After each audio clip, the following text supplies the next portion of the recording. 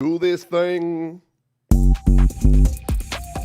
Good morning, good afternoon, good evening, and welcome to GarageBand Weekly, your one-stop shop for everything GarageBand happening around the internet. My name's Pete Johns, and this is Studio Live today. My goal here is to help you create, record, and release your best music. We do that through tips and tricks and tutorials and live streams just like this one. So if it's your first time here, consider subscribing on the show. Today we've got some news and notes, we've got some tips of the week, some plugins of the week, and our feature topic is in fact 5 tips. I'm going to show you the 5, what I consider some of the handiest features of GarageBand iOS, and some of these are only exclusive to iOS, and you can't even do them on the Mac. So yeah, I know that you'd think that we'd have all these things on the Mac by now, but you'll find out what we're talking about and what that is all about as we get there. If you're watching live, hello to you. You can drop your comments and your questions as well. So if you've got questions, you can just put the word question in front of those ones, and I will be able to answer them. I'm trying to find my little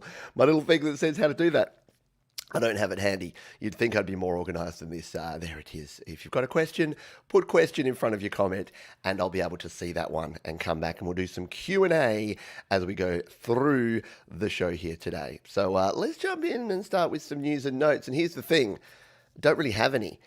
So there's not been a whole lot of GarageBand news. You heard in the opening there that the 808 pack I'm still playing around with, and we'll be utilising that here today for some of the demonstration that we'll be going through here. Yeah, you got that to look forward to. Yeah, Pete's mad beat making skills yet again. And but apart from that, really hasn't been a whole lot going on. Oh wait, yes there has. There's been an update to GarageBand Mac, a bug fixes and stability improvement. Yes, everyone's favorite type of GarageBand update has hit, and I don't even think he made a video about it, but I didn't even know this until Patrick tweeted about it and just said, yeah, we've got a Mac update, and guess what? It's bug fixes and stability improvements. So all of you Mac fans that saw that little update there and then were super disappointed, well, you shouldn't be by now, because it seems to be what happens every time GarageBand Mac has an update. It's stability improvements and bug fixes. So enjoy those. The other news is that the March event that's become the April event is still being speculated about. I'm actually exhausted. I'm actually sick of hearing about which iPads are coming and which Macs may or may not be coming, if AirTags are coming. We've talked about it ad nauseum for the last few weeks, and I'm sure we'll talk about it again in the Creator Town Hall today. So I'm just going to leave it and say at this point, it's still all speculation. We know we've got WWDC in June. That's all we know. Everything else is rumor, hearsay, leaks, and speculation. But if you're really concerned about it, just wait till July. By July, you'll know everything. So if you're sitting here and it's April 2021, May, June, July, wait 3 months and you'll know the full array of Apple products that will be available. So if you're thinking of buying a new Mac or buying a new iPad or buying a new iPhone, probably not going to get an iPhone. iPhone, you're fine. Get an iPhone 12. But if you're looking to buy some new gear or buy a new piece of hardware to make music with GarageBand, then maybe just wait 3 months, because then you'll know. Whereas at the moment, it is all rumor, hearsay, and speculation. Ivan Idea knows what I'm saying. Yeah, I'm just a bit over it. I'm over the bug fixes and stability improvements, even though they're important, and I'm over hearing about what is or isn't coming and all this leak culture. And yes, O'Neill and Jones, welcome. Did you miss much? No, you've only missed about 3 minutes of me ranting about the fact that there is no news. And as Doctor's Orders says here, just started, just settling in and getting underway, which we'll continue doing now. Why don't we just dive in to our feature topic? Yeah, let's do it. So, our feature topic this week is, what are the best 5 tips for creating using GarageBand iOS? Well, I'm going to go through 5 of my favorites here today. Let's jump on across. That's not right. That's YouTube. That's a better one. I was looking in the background to see if I could find something about that update, but there was nothing. So, what are the 5 coolest tips for creating in GarageBand iOS? We're going to break them down here, and we're going to start with something that I use pretty much on the daily, and that's the merge function. Now, the cool thing about the merge function is that you can take any track or tracks and merge them down into a stereo file. Now, why would you want to do this? There's a few different reasons. In fact, I did a whole video with 6 cool ways to use merge. So if you want more details, check out that video. It'll be linked down in the description. But the cool thing we can do is say we've got these two bass tracks here and we want to merge them together, yeah? So we want to create one bass track. At the moment, they're these two tracks and they sound like this. We'll turn up the volume.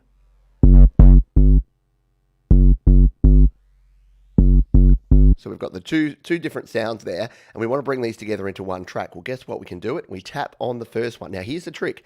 Don't tap out here on your MIDI data or on your waveforms. You've got to tap right here. There's two different menus. If you tap here, you get this menu here, which is your cut, copy, delete, trim, split, edit, rename settings. If you want to actually use the merge and other track-related features, you've got to tap right on the track icon. And then you get this one, the merge option. Yes, our favorite option, merge. We tap on merge. Now, you can merge a track with itself. Why would you want to do that? Well, what merging actually does is it transforms it into a stereo wave file, which means that it can actually reduce the processing that needs to happen on that track because all the effects are then baked into the track. So anything that you have in your plugins and your EQ get baked in, and it also raises the volume of the track. So if you've got a track that's a bit quieter, say a microphone recording, and you want to normalize the volume, bring it up to 0 dB, using this can actually do that as well. Let's grab these two different bass tracks here, and then we're going to hit the merge button, and some magic will happen. What it does is it creates a backup copy of that first project, and then it grabs those two bass tracks, and here they are. They're now only in this merged track. So that's what we can do there. Now, as I was saying, it does create a backup copy. So if we come out here, here's our copy. That's what it's created before it does the merge. And this is our new merged track here with that track put in there. The reason for that is if you accidentally merge something, you're going to lose the original MIDI information. So now when we play this track, yeah, we've still got this bass here and tip here, turn it down first.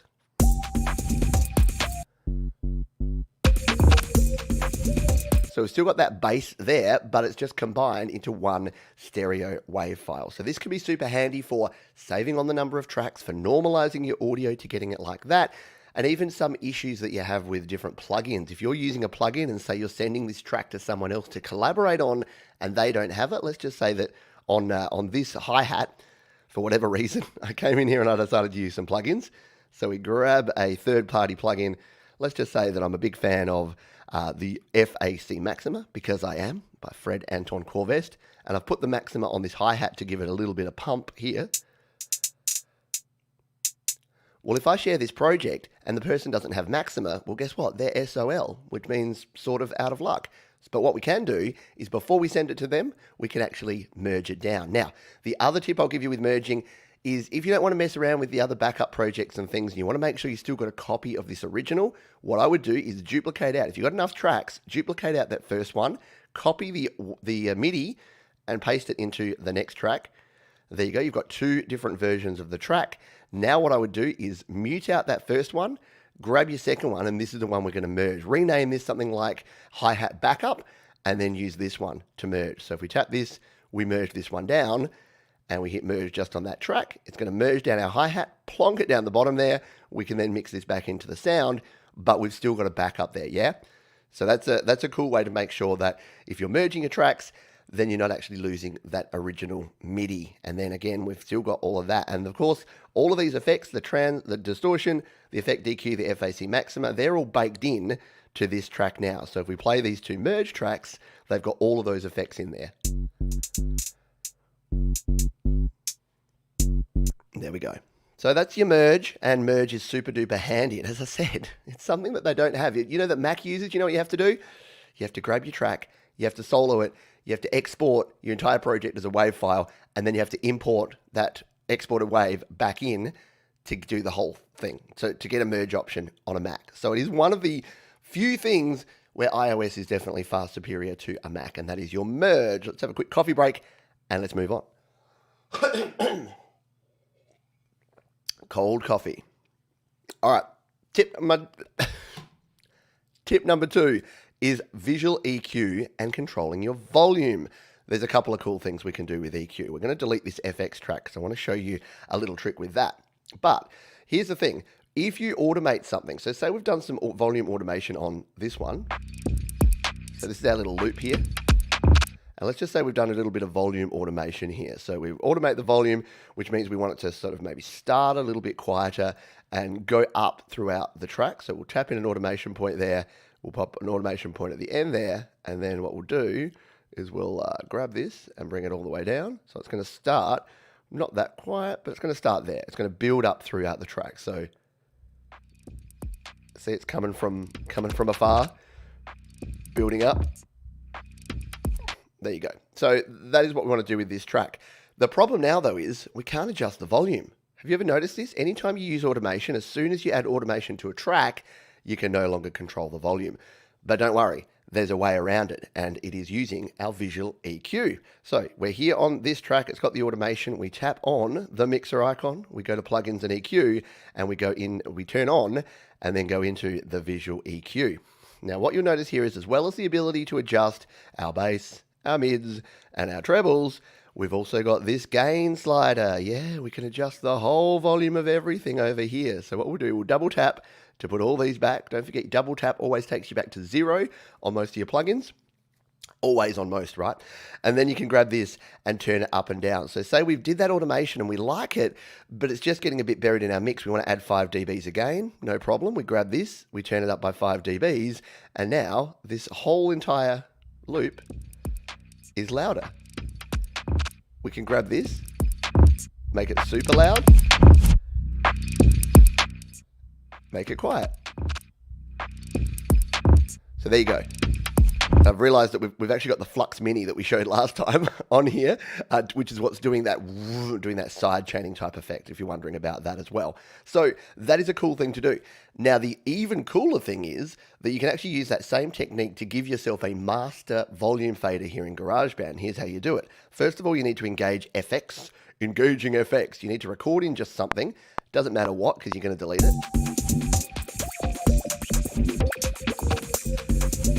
Some fun with the filter there. So now we've got our effects track on there. If we scroll on down, we're just going to delete out that crazy effect that we put there, but we've got the track here, yeah? So it's ready to go. What you'll notice is that the FX track, all it has is its own effects, but it has the visual EQ. You got it. So what you can do is you can use this to adjust your bass, your mids, and your treble for your entire track, because the FX is applied to the entire project. And of course, you can also use it as a master volume. So if we play back our entire track, want to turn it up, want to turn it down, double tap, back to 0. Pretty darn cool, yeah? So, even though we don't have, technically, a master fader here in GarageBand, add the FX track, and you've suddenly got yourself a makeshift master fader. And this is important because a lot of the time you'll build up a track in GarageBand, all your volumes will be too loud, and instead of going in and painstakingly turning down each individual track, if you've got 16, 32 tracks, add an FX track, turn the volume down 5 dB on there, job done. It is a handy tip, and I use it all the time. Speaking of volume tips that I use all the time, clip gain. This is another super handy one. So this will only work with your audio tracks. So thankfully, here's some we prepared earlier when we did our merging. So we've got here our merge tracks for our bass, and we've got our merged hi-hats. So let's use the hi-hats, shall we? Now, similarly, if we can use the gain here, right? We can turn this up and down. But what if we had this in 2 different sections here? So say we split this out, and we want the first half of these hi-hats to be at a certain volume, and then the second half at a different volume. Well, you could use volume automation, but we've already seen the challenges you have with automation. You then lose control over your master fader. If you want to keep control of your master fader, but just adjust the volumes independently, we can use clip gain. So to use clip gain, we tap on the item there, we go to settings, and here it is. Here's your gain, your clip gain for this particular track. So we can drop this down all the way down, minus 30 dB and plus 12 dB. Again, double tap brings you back to 0. So let's just say we wanted these to be a little quieter. We wanted them to be about 2.5 dB quieter in that section. Tap on this one, we want them to actually be much louder in this second section. So we can set those independently. We then come back and take a listen. Let's just solo and take a listen to this track. Bit quieter, really loud. So we can adjust those independently, and then we still get because these are relative, right? So these clip gains that we set in here and in here are relative to our overall gain that we have here. So you can use them at the same time and you don't fall into that same trap. Whereas if we had the automation on here, as we did on our other track up here, again, we can't use that. And the other thing is you can only use this because gain is not something that you have on your MIDI tracks. So if we came back to a MIDI track here and go to settings, you've got velocity, which is different. So you can change the velocity of your MIDI tracks, and we'll cover that another time perhaps, but it doesn't often work with many of your MIDI tracks. It depends on what you have there, but it's very, very cool for any of your audio tracks that you can actually go in there.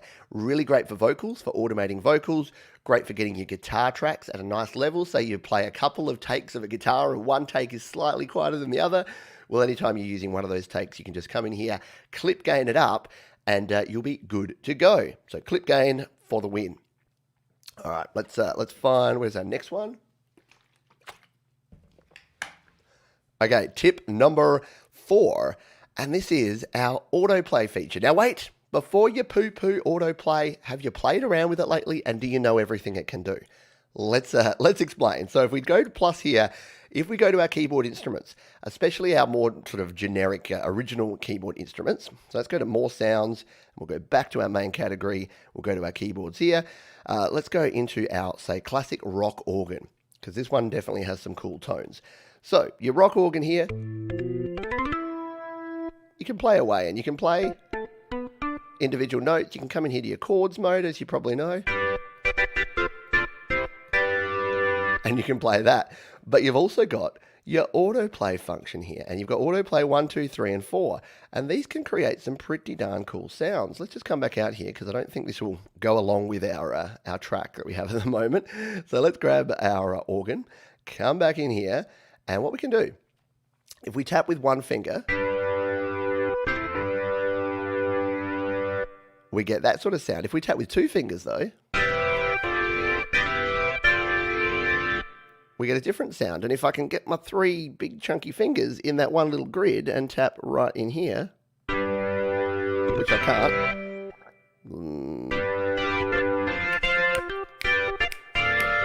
There you go. So you've got 3 different sounds there that you can actually get by tapping with a different number of fingers. And you can, of course, have a different sound in the bass, to the top,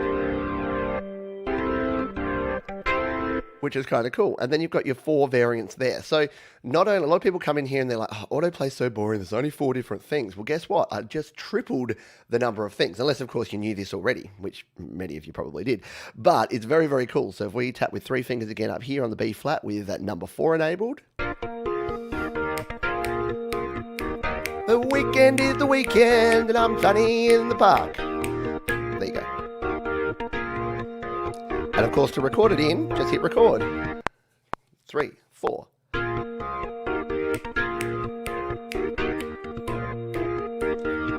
And then you can shift it up, of course.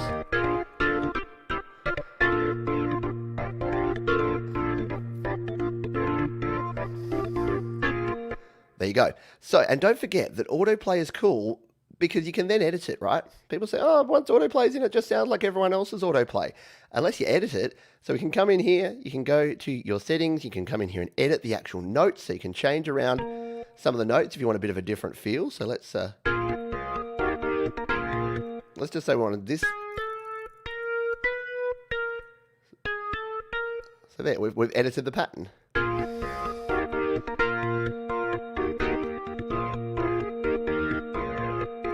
There you go. So you can change things around to your heart's content there. You can even transpose and do a bunch of the other cool things that we've showed in other videos as well. So if we want to change this, we can come in here and we can take it.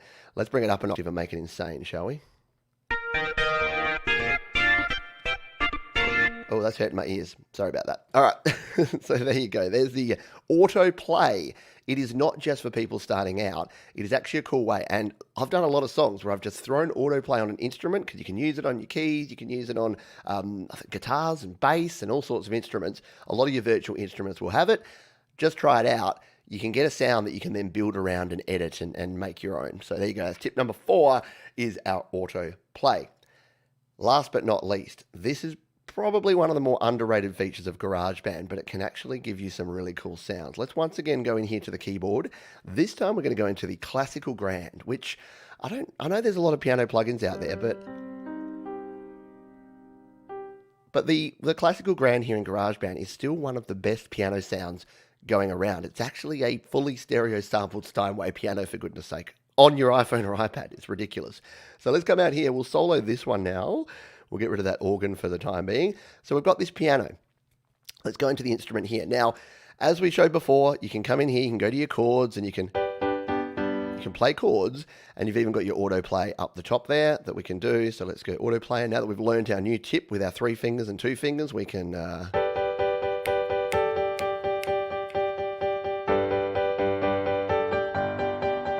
There you go. So you can play around with your autoplay, but you'll also notice if we turn autoplay off again, what's this little sucker? Well, this is our arpeggiator. And as soon as you turn the arpeggiator on, we'll hit the run button there, you get some pretty cool options here. So if you've never used arps or arpeggios, they are very cool. They're basically a series of notes at a particular interval. So that's what we're saying here. So note order, we're going to say as played. Our note rate, we'll do 16th notes. We can change that afterwards. And octave range is 2 octaves. So we've set that now. And if we come out of there, every time we tap on one of these,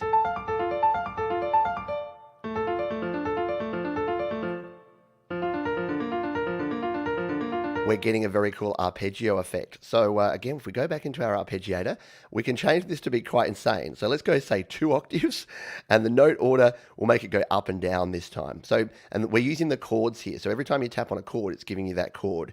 And let's let's make it 30-second notes. Let's just make it a little bit insane. All right, hold your breath, folks, and let's tap on this G.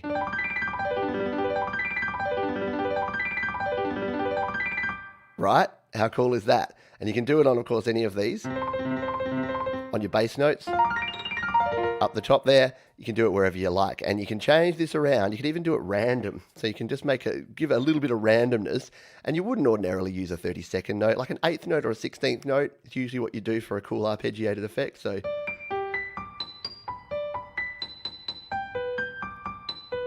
Okay, the random one kind of sounds a little bit like a 4-year-old playing, but you can see what you can do here, or you can do it as played. And the other cool thing is you don't have to be here in chords mode. If you tap out of chords mode, you can use the arpeggiator out here. So if you do it on one note, then it's just gonna do that. But if you do it on 2 notes, so say if I hold down a C and a G, that's a pretty cool sound, yeah. So I've hit the record button while doing that. 2, 3, 4. You can see every bar, it's just doing a nice run of a C chord, yeah? Because it's doing the C, G. And the more you hold down, the cooler sort of sounds you get. So let's hold down 3 notes. Or even 4 notes.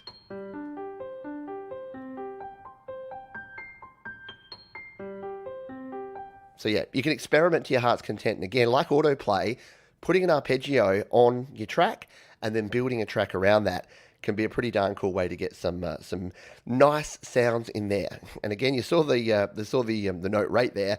We have like dotted as well and triplets, so you can even put some like insane 1/16th note triplets in here. And again, you don't have to have an ounce of keyboard playing skills in your little finger. You just use your little finger to press the screen and instant cool sounds. So there you go.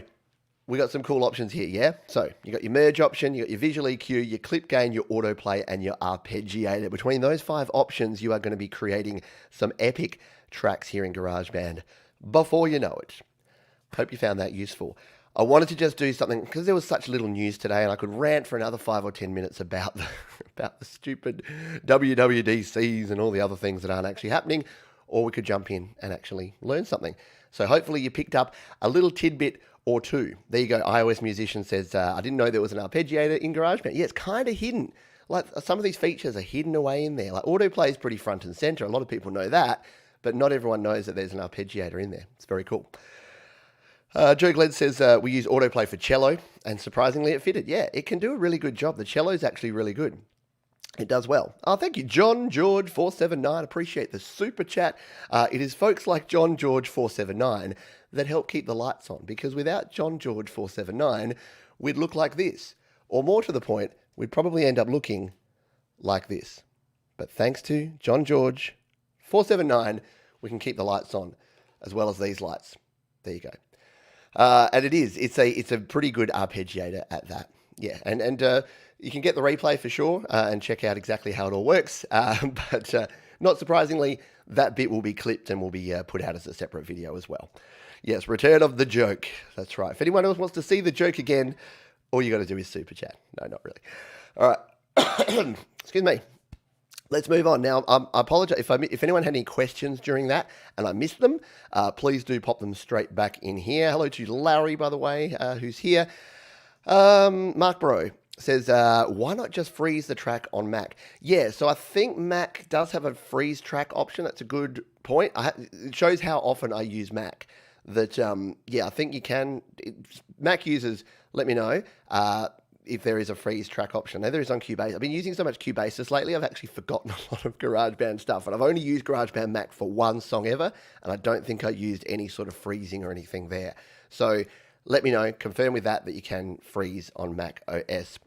But yeah, why we don't have the merge? I guess we don't have the merge because you have the freeze, but the merge is cool because you can actually merge together multiple. So I've had a lot of people that are getting to the end of, because GarageBand iOS only has 32 tracks. I mean, 32 tracks is enough for most people, but once you hit 32 tracks, you're SOL. So you've actually got to merge some tracks together. So I tend to merge backing vocals. So once I got my backing vocals and I've got, say, 4 backing vocals going sort of from left to right, I merge those down into a stereo track. And the same with some of your guitars. So if you've got a wall of guitar sound, as soon as you're happy with it, you can bake those guitars in.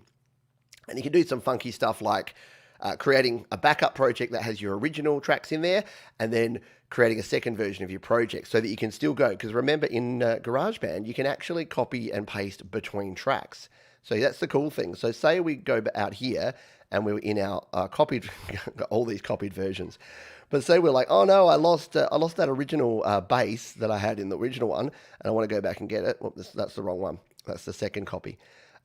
This is the first copy. So say I was like, oh man, this really amazing bass here that was really hard to replicate, this one. I want to get that back into this new track that I've merged. Well, don't forget, we can copy and paste between projects. So if we copy that one there and we go back to our project browser and into our new version that doesn't have that, if we just go down and we tap in some blank space here and hit paste, it's going to bring that track back in. So this is the one that we had that is actually looped into this, that's merged together with that. So you can still do things like that. Well, undo that now. You can still do things like that, like copy between projects. So if you have kind of a feeder project, and a lot of people do this, they'll just have their favorite loops and their favorite drums and their favorite different sounds in one project, like a template project, and then they'll just copy those in when they need them. Handy if you've got things like reverse cymbal swells, or you've got like those reverse piano build-ups. Once you've got some ones that you really like and you're like, hey, I might want to use this, create yourself a template project and store all of those sounds and those tracks in there. That way, when you need them, you don't have to recreate them. You just copy them and paste them in to your new project. It can be super handy. We'll stay in that one for now. But yes, good point there that I think that's possible. Just scroll back on up and make sure. I don't think we have any other questions, but if you do, we've got plenty of time for some Q&A. So there you go. What if you lose the first project? Well, yeah, you do have to be careful. You have to be careful not to lose or to close out of the project. You need to be ensuring that you have that available. All right. Excuse me. Let's have a rant, shall we? So we normally have a rant of the week, and this week is no exception. And this week, a little bit self-serving here. I'm just going to get my website up. I'm going to talk about gear, and particularly I want to talk about cheap gear and why you should avoid buying cheap gear. Now, I know you're going to say, Pete, you tell us that we shouldn't buy things we can't afford, and you tell us we don't need, thousands of dollars worth of kit to create good recordings. And that is exactly right. When you're starting out, use what you have. If you've got a phone, use your phone. Use the microphone and plug in a pair of headphones. Use that to record. Record with what you have. Don't let the gear stop you. But what I see is when people take that first step from having no gear to having some gear, they make a couple of mistakes. And weirdly, the two mistakes are they buy gear that is way too good for them, or they buy gear that is way too bad for them. So I'm going to give you two examples here. Here's my studio gear guide, and yes, you can jump over to studiolivetoday.com/gear, and all my recommendations are here. So I've got my current setup. It's December 2020. I haven't bought anything much new since then, so I do need to update this though to April 2021. So I've got my recommendations when it comes to audio interfaces, the headphones that I recommend, my guitar, keyboards, lightning to USB adapters. Everything that I use here in the home and mobile studio is here. And you'll notice that there's some similarities between the gear I have here. None of it is super high end, but none of it is super low end. So that's the key I wanted to put here, because here's a couple of things that people do. Is that when they're starting out, they go, cool, I'm going to start recording. And what do? They go to Amazon and they go, oh, okay, what do I need? I need a microphone. I'm on Amazon. I need a microphone. Oh, here we go. No, that's 56. This looks good. Look at this. It's a USB microphone for $34.99. And it's got some good ratings. Now, you may own this. And if you do, more power to you. But in my experience, a microphone that costs you $30, $35 is not going to do a great job. It's going to do a job, but it's not going to do a great job for you. And there's a lot of these microphones on here. You get these sort of streaming kits through the USB, or some of them are XLR microphones. You can see there's a bunch of them. This one's $29.95. They're all around that $20 to $30 mark, and up to about $50 for a kit. Now, I would argue that if you're starting out, that's not much of an upgrade from the stuff you're probably using. I've heard microphones like this that don't sound as good as the microphone on an iPhone, like legitimately, because they're cheap components, they're put together cheaply, they're not well built, and they'll work, but they're not really doing much for you. So my recommendation there, and there's ones in particular that a lot of people buy, is it the BM800? And again, if you're rocking one of these and you're getting good sound out of it, more power to you. But a lot of people, you can see there's a heap of these sort of BM800 kind of bundles that you get. You get look at all this stuff for $41. Yeah, it's not going to be the same quality you're going to get from something like a Rode or something like a Shure microphone, Audio-Technica AT2020, because you're paying less than half the price. So what would I say to that? Well, if you want to get a USB microphone, here's the recommendation I have, the Samson Meteor. You're not going to be paying a whole lot more, but you're going to be getting a lot better bang for your buck. So yep, $70 for the Samson Meteor. So you're paying twice as much, but I guarantee you the quality you're going to get out of that microphone is going to be at least 2 to 3 times the quality you're getting from a $30 no-name one from eBay or Amazon. So just taking that little step up and spending a little bit more is definitely a good thing. And again, if you wanted to sort of take the next step, you could grab yourself, like an audio interface. You could buy this Steinberg UI22C, which is $189. You could get yourself a Begjnner. Sure, the UM2 is the one that everyone kind of looks at to start out with, because they're like, wow, it is just so cheap. $45 for an audio interface, and it does all the same things, except that it's made of plastic, except that it's only 16-bit, not 24-bit, except that it only has unbalanced outputs at the back, except that it doesn't have a separate power supply.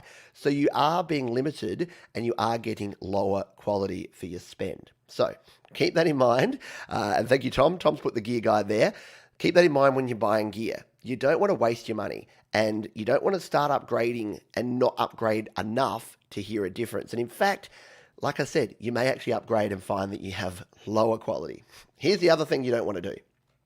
You don't want to go, hey, I watched a podcaster the other day and they were using this cool microphone. And then you find out that it's called a Shure SM7B. And then you go, wow, if Pete's saying a $70 microphone is great, imagine how good a $400 microphone would be, yeah? I'm going to buy this $400 microphone and plug that into my Begjnner UM2. And the problem starts there, yeah? So you're going to be using something that is too good for you. And I know that sounds weird. How can something be too good for you? But you need to work your way up, because there's some certain things you need to know about this microphone. It is extremely low gain. If you get this and plug it into a consumer level audio interface, you're going to be super disappointed by how quiet the audio coming through actually is. So you need to get something called a cloud lifter, or a inline gain increasing device. So you need to get something like this that has the cloud lifter as well as the SM7B. So now you're out for $589, and you still got to get an audio interface to plug it into. And then you need to know how to use it. You need to know that it's a dynamic microphone, not a condenser, So you don't need phantom power, and you do need to have it set up in a particular certain way, and you need to have the other gear. So I'm saying all this to say when you're coming into it and you're starting to look around at gear, not that all my recommendations are going to be perfect for everyone, but what I've done is I've done the hard work for you. I've spoken to folks in the home recording community. I've used all this gear myself, and I've worked out that there is a price point. And I'll finish with this. The way I usually compare this is to wine. If any wine drinkers in the house, if you're a wine drinker, then you can probably tell the difference. If you're just your average go down the pub, drink a bottle of wine, you probably can tell the difference between a $5 bottle and a $20 bottle, yeah? $5 bottle, it just tastes wrong. It just tastes like chemicals. It's no good. $20 bottle, hey, that's kind of a nice drop. I'm happy to sit back and drink a bottle of $20 red in front of the fire on a nice cold winter's night. If you plonk a $100 bottle of wine in front of me and say, oi, wine boy, tell the difference between the 20 and the 100, I'm lost. There's no way I can tell the difference between a $20 bottle and a $100. And the same with your audio gear. You're not going to get the value, the difference between an AT2020 for $100 and a Shure SM7B for $400, unless you've been recording for years and years and you know exactly what you want to use it for and exactly how to use it.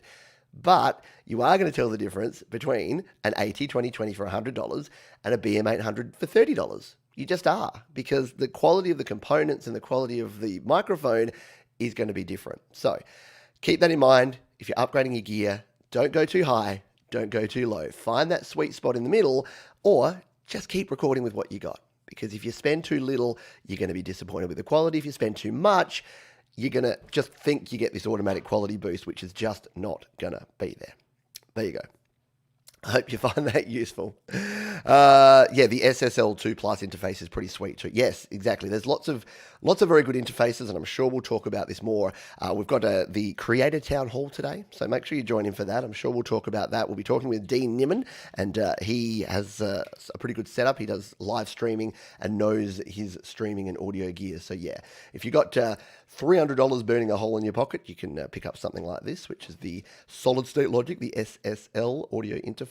So that's the 2-in 4-out or the 2-in 2-out, which is what, $229 for the SSL2. Yeah, so it's apparently a very, very nice interface. And SSL, yeah, how can you really go wrong? Very nice. So that's another one to consider from Ivan Idea. Desolate Morning said, that's funny. I was watching a video yesterday and he recommended that mic with the cloud lifter. Yeah, exactly. So if you're getting that microphone, if you're getting a Shure SM7B, know why you're getting it, know what you're going to do with it, and make sure you get some sort of inline gain boost. Otherwise, you're not going to be happy. And the reason I don't own one is because I don't think I need one. Like, I'm using my Audio-Technica AE3300. I think my audio sounds quite good. I think it's clear. I think it works for this room and this environment. Will I update to a SM7B one day? Maybe. But I want to wait until it's not cool. I want to wait until everyone's using something else, and then I'll get it. I don't know what it is about me, but when people jump onto something, I don't like joining it. It's just me. The SM7B is great for extreme rock and metal vocals if you have the budget, and get the great preamps or the cloud lift. Exactly. So if you've got a really nice interface or a really nice mixer with really nice preamps that can really give it that boost it needs, great. Or use a cloud lifter if you're plugging into consumer gear, great. It is great for spoken word, it is great for podcasting, and it's great for live streaming, which is why a lot of people use it. But if you set it up wrong, like my friend Sarah Newen, she uses the SM7B with the Dynamite Stick inline cloud gain booster. Sounds great. Her audio is always pristine and spot on, but it took her a while to set up. She actually got an audio engineer to come in and set up her streaming setup, like to do all of the gain staging and get it all set so that she could just hit the button and it would go. So do be careful when it comes to that sort of stuff. All right. Tip of the week. This week is going to be a super duper quick one. I'm just going to remember where it actually is. Don't you love that? I haven't done this for a while. There it is. Okay. So we'll come out here. Oh, you know what? I've still got that up there. You're not even seeing what I'm looking at. So you didn't even see that I cheated and rechecked exactly where it was supposed to be. So we'll do that now.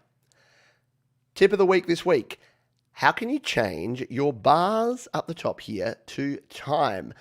Well, thankfully, we actually can now. For the longest time, GarageBand didn't allow this, but we now can. So you can see there, we've got our first 8 bars. If we go here to our settings and we turn on the time ruler.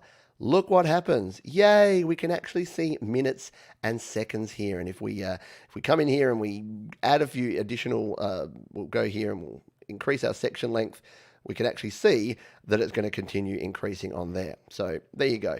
That is the simplest and quickest tip that we've ever done here, because a lot of people want this. Like, you're working on your track, and yeah, while you're recording it, you want to know your bars, but then you get to the end and you're like, how long is this song? I don't actually remember how long I made this song. Well, guess what? Now you just go to your settings, turn on the time ruler, and you've got one time ruler to rule them all. And of course, as you zoom in there, you get a breakdown there. So you get in half-second increments. So you've got 14 seconds there, 14 and a half, 15 seconds, and you can work with your time to your heart's content. There you go. I've never done that as a tip. I did it when it was first released. And then I get asked about it a lot. So I'm like, I'm gonna do that as this week's tip. And then I'm going to remove all those extra bars there. So yes, if you ever want that, you do that. And as Mark says here, exactly, the secret to a YML mix, right? If you're doing a mix for Your Music Live, you want it under 2 minutes, you want to try and get the whole thing played, then there you go. You can actually go in there and change it to your time ruler. You can see if you're under that 2 minute mark. That's what our buddy Kronk Song, what Mark does, I'm sure, to make sure that his mixes are under 2 minutes. Wow, we're going to finish early today because there was no news, and my tip was literally a 1 minute tip. And Mark's in the house. If you don't know, Mark is Kronk Song, and he's had a bunch of songs recently on Your Music Live, but he's also developed some little ditties. Now, Mark, I think you use GarageBand. Well, you're here, so perhaps perhaps you do. So I'm assuming that you make a lot of these things in GarageBand, Mark. But let's just take a listen, because I'll go to the recent one that he shared. This one was from this week. So this is the Alien jingle that Mark did. If you missed Your Music Live, this was the intro to Your Music Live this week. Sounded like this.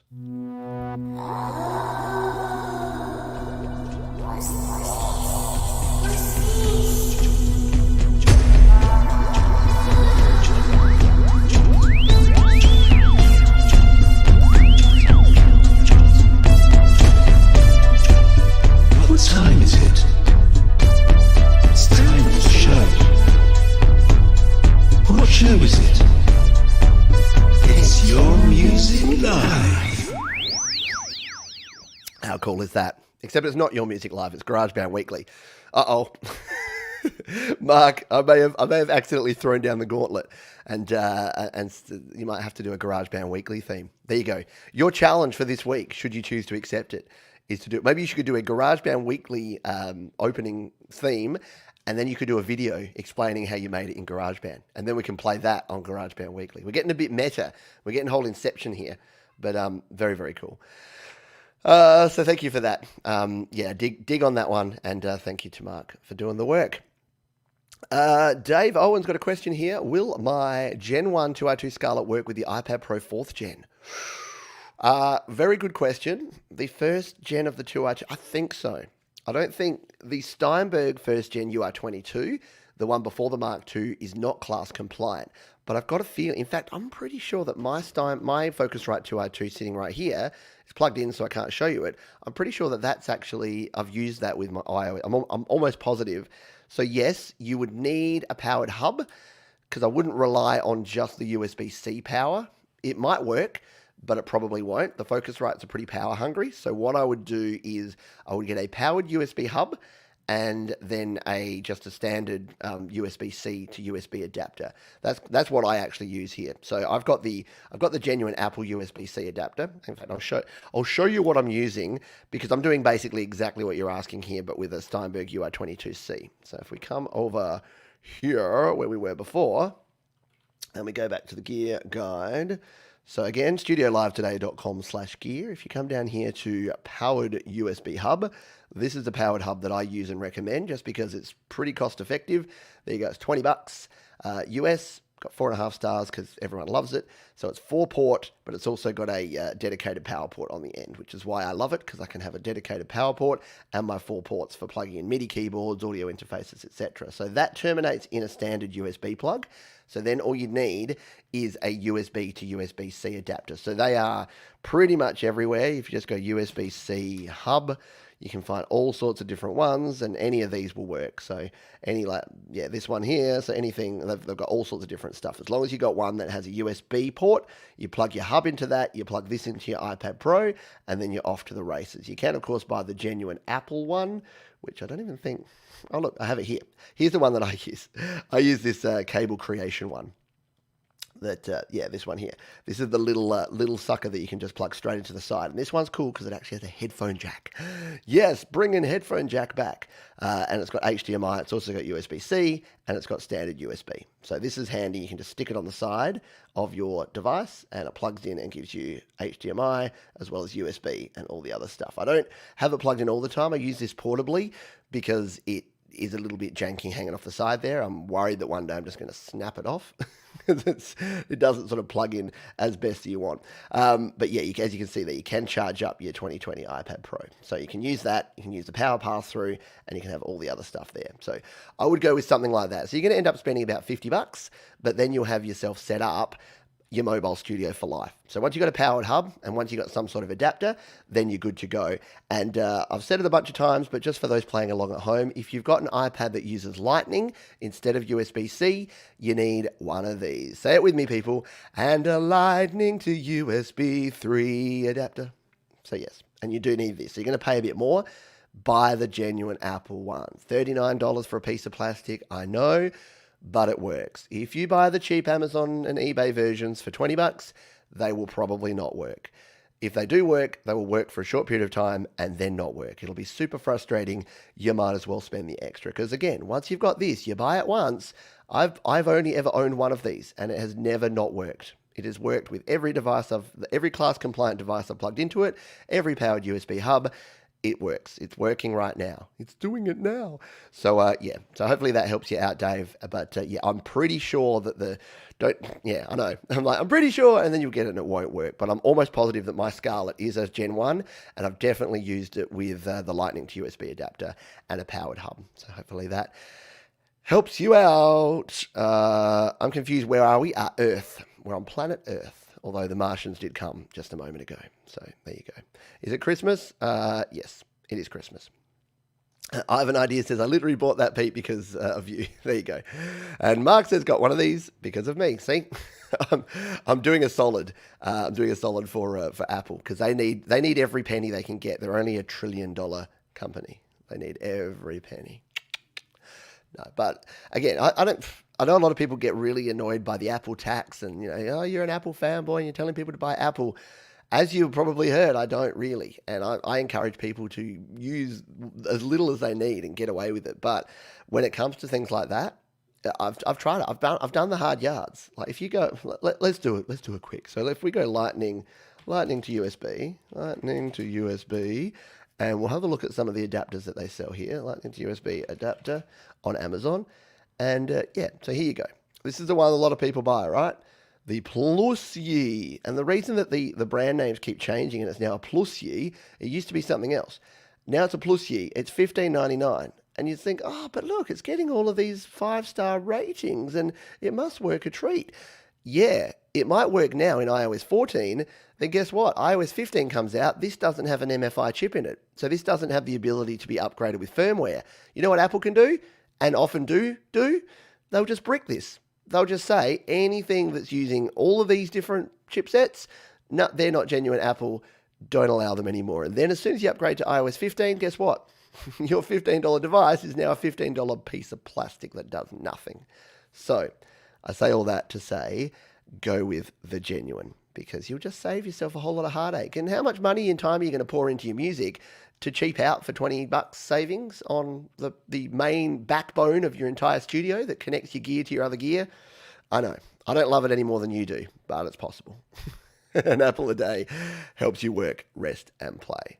And Gary Hubs is often known as powered hubs. No worries, Dave. I hope you're doing well across the ditch over there. They've actually just opened up. We've now got travel to New Zealand. We can get our New Zealand on because we can actually get across the pond again. I saw some pretty attractive prices. I thought about only $400, $500 return, Adelaide to Auckland. So maybe I need to come over and say g'day down in the Tasman, across the Tasman. All right, let's finish. Carry on. It was funny. It's funny all the time. Plug-in of the week. I knew we were missing something.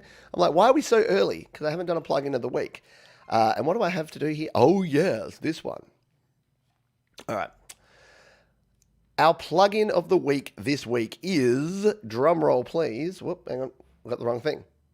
Our plug-in of the week this week is the AU limiter. Wait, what? What's the AU limiter? Why would I use it? The AU limiter is a limiter plugin built into GarageBand, and it's very cool. So if we go to our plugins and EQ, we tap on this one here, we go to edit, and we hit the plus button here. Now you've got all your regular effects here, and you've got your audio unit extensions. Now if you scroll down to the bottom of all your audio unit extensions, you got all these orange ones, yeah? Now, you'll need to turn these on before you can use them, and I'll show you that in a moment in case you haven't done it already. But the one that I like the most is this one, the AU Peak Limiter. I use this all the time. Why? Because it's like a compressor crossed with a volume dial. It can turn up your sound without it clipping. So it's what we call a brick wall limiter. So if you've got a sound that you want to get a little bit of oomph out of, and you don't want to mess around with compressors that you might overload, or you don't want to turn your volume up because you're putting your gain up too high and it's clipping, a limiter is what you want. You can use a limiter on an individual track, but it's even cooler to use a limiter on your entire mix. And I'm going to show you both of those now.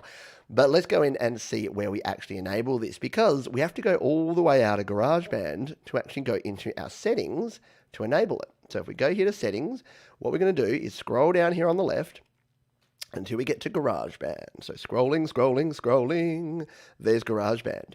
And now if we come down over here, what we need to do is make sure that this is enabled. Enable iOS effect plugins. So tap that one, go back to your GarageBand. You may need to close GarageBand and reopen it again.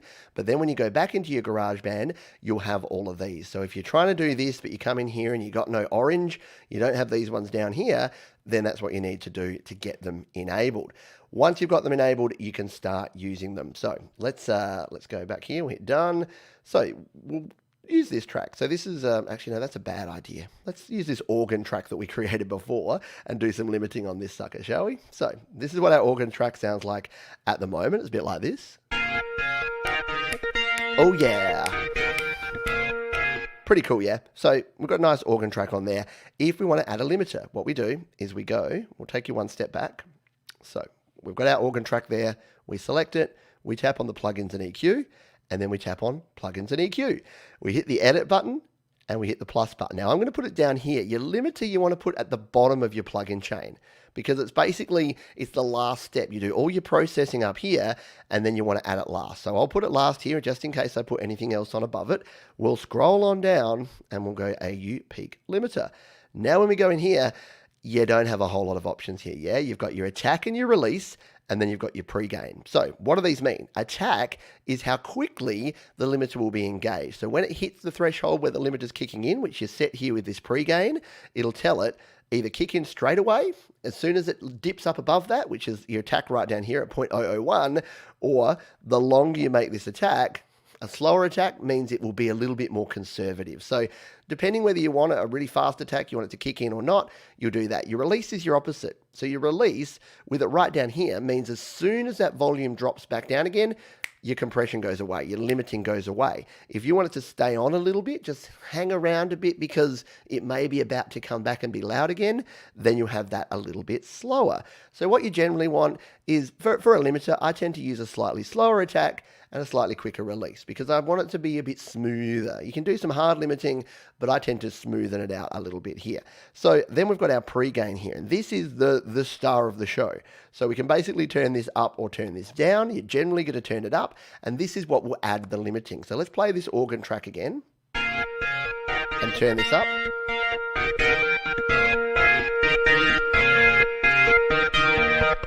So So you can probably hear there that it's getting louder, but the difference between just turning your volume up down here is that as we turn it up, it's not going to start clipping, and it's hopefully not going to get too harsh. We've chosen a bad instrument because the organ's already a bit harsh, but what it can do is it can just give you that nice bit of additional gain there without having to mess around with too many compression settings or without having to turn up your volume. So very handy to use on an individual track, but even better to use on an overall track. So why don't we find an overall track and export one out of here? So what's a track that we can find? We did this loop roulette a little while ago and we created this little track. So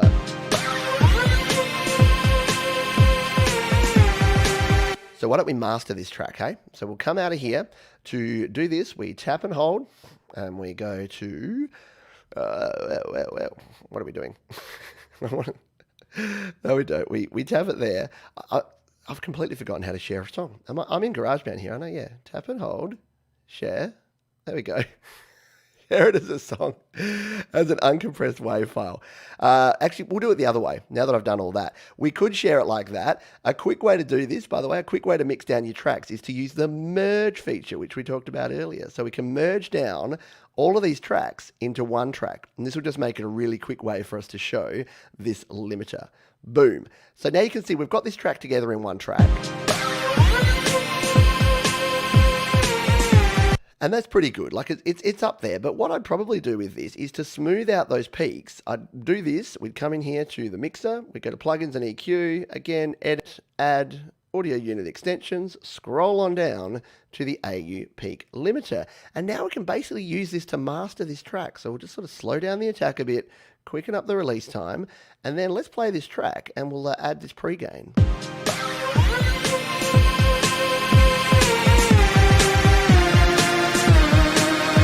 So again, you're just getting a fuller sound, but you're also able to limit it at that level. So when you go then to export this sound, instead of getting a lot of peaks up and down, it'll be a bit more of a sausage waveform, and that can really help you for when you are mastering a track and when you want a more level output of sound. So there you go, the AU Peak Limiter. It's a very simple plugin, but it's super, super effective, and even better than that, it's free.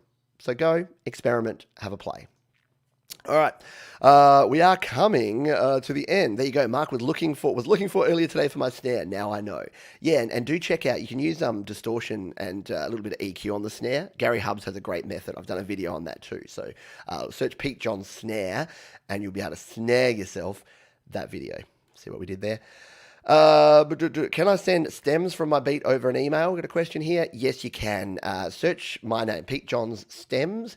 We don't have time in the show to show you here, but yes, you can. You can stem out from GarageBand. You just have to solo each track and then export them. And then you can't really send them by email. What I would do is upload them to Google Drive or to iCloud or to Dropbox and then share that via email, because email doesn't really help you. And yeah, if you want to hit the thumb love button, it's down below. If you had some fun today, if you learned a few things, if you enjoyed the show, go ahead and hit the like. Now, I'm pretty sure that Jade is up next. I haven't seen a notification here. She normally throws that there. So I'm not 100% sure, but there should be a how to app. Just go search Jade Star. Go find her if there is a how to app on iOS, because she normally does a show directly after mine, but she's changed up. There you go. Coming up in 2 minutes on how to app. I'm playing with 21st anniversary something. There you go. A very cool guitar app. It's all a little bit mysterious, isn't it? But yes, go over and check that one out. And by the way, later today, I invite you to come and hang out, because we have a very cool show. I've got a guest on my Creator Town Hall today. It is Mr. D. Nimmin. So let's just find this and I'll show you. It is linked down in the description and also in the pinned comment there. So yes, there it is. If you've ever wanted to see two men, look, we're brothers from another mother. If I put a pair of glasses on, me and D are the same person. So jump over to that one, set yourself a reminder and join me, because we'll be hitting the airways live in just 2 hours time. So 2 hours from now, the Creator Town Hall. So if you didn't get your question answered here, if you want to learn, because D is an absolute pro when it comes to YouTube, sharing content, creating all the tags and descriptions and all the technical stuff, he's your man. So jump on and we'll have a fun chat for a couple of hours all about creativity. That is going to do it. Please be kind to yourselves, people. look after yourselves. Be kind to others too, because that's important. As Everlast said, you don't know what it's like unless you're walking a mile in their shoes. And keep creating music. Thanks for being here, folks. I'll see you